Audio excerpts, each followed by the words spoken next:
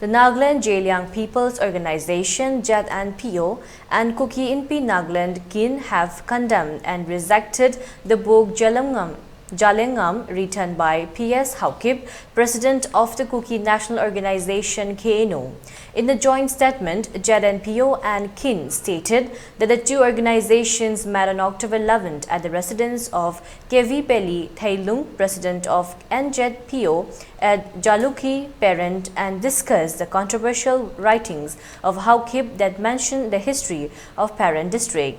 The organizations claimed that the writings were devoid of actual facts and declared that the book in question is born of Haukip's personal figment of imaginations and has no bearing on the relationship between the Zalengam and KUKI people of Nagaland. The organizations also requested that all right-thinking people not give credence to the content of the book and not do anything that disturbs the peaceful coexistence of both the tribes in Nagaland in general and Parent district in particular.